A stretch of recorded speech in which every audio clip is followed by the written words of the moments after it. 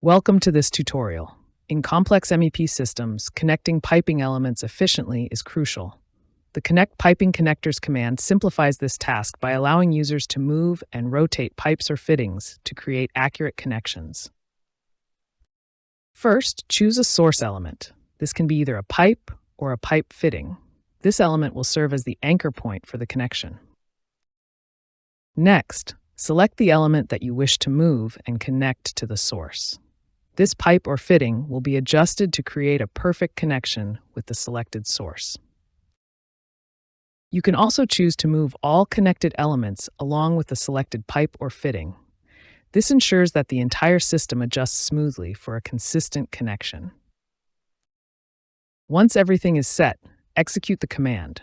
The system will move and rotate the selected pipe or fitting, making sure that the connection is established precisely as needed. And that's how you easily connect two differently positioned pipes correctly.